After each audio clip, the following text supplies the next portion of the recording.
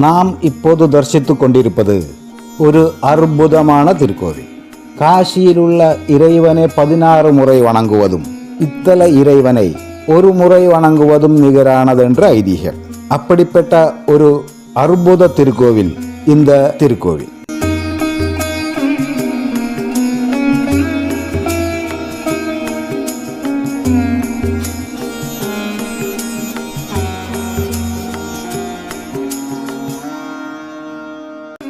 நீங்கள் இதுவரை பல திருத்தலங்களில் சென்று இறைவனை தரிசித்திருப்பீர்கள்.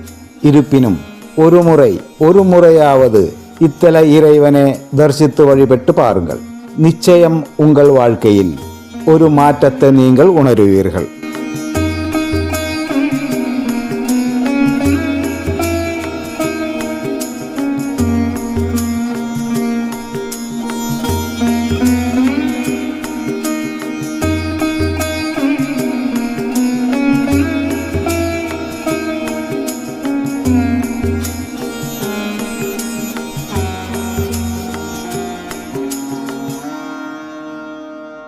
பாடலீஸ்வரர் திருக்கோவில், திருப்பாதிரிப்புலியூர்.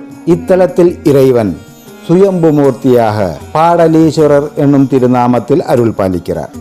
இந்த அற்புத திருக்கோவில் கடலூர் மாவட்டத்தில் திருப்பாதிரிப்புலியூர் என்னும் இடத்தில் அமைந்துள்ளது. பாதிரி மரங்கள் நிறைந்த அடர்ந்த வனமாக இருந்ததினாலும் வியாக்கிர முனிவர் இத்தல ஈசனை வழிபட்டதினாலும் இத்தலம் திருப்பாதிரிப்புலியூர் எனும் அழைக்கப்படுகிறது.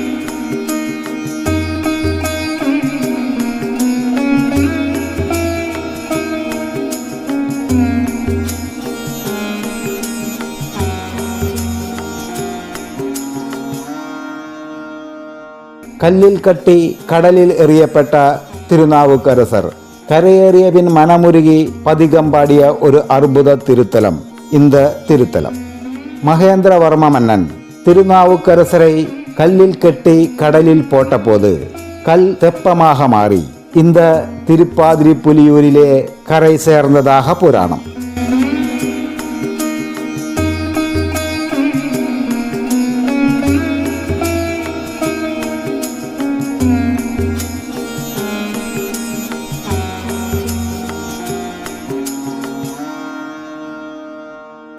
அப்பர், அகஸ்தியர், வியாக்கிர முனிவர் ஆகியோர் பூஜித்து பேறு பெற்ற ஒரு அற்புத திருத்தலம் இந்த திருப்பாதிரிப்புலியூர் எனும் இடத்தில் அமைந்துள்ள பாடலீஸ்வரர் திருக்கோவில். சிதம்பரத்தில் 3 முறை வணங்குவதும், திருவண்ணாமலையில் 8 முறை வணங்குவதும், காசியில் 16 முறை வணங்குவதும் இத்தல ஈசனை ஒரு முறை வணங்குவதற்கு சமமானதாக ஐதீகம். அப்படிப்பட்ட ஒரு அற்புத திருத்தலம் இந்த திருத்தலம். தேவார பாடல் பெற்ற திருத்தலங்களில் இது 230வது ஸ்தலமாக போற்றப்படுகிறது. நீங்கள் இதுவரை பல திருத்தலங்களில் சென்று இறைவனை தரிசித்திருப்பீர்கள்.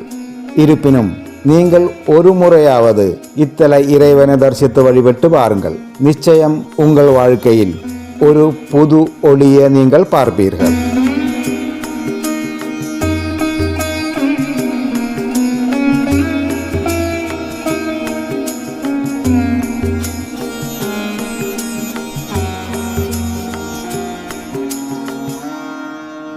ஸ்தல வரலாறுகளின்படி ஒருமுறை கைலாசத்தில் சிவபெருமானின் திருக்கண்களை பார்வதி தேவி தன் திருக்கரங்களால் மூடிவிட்டார்.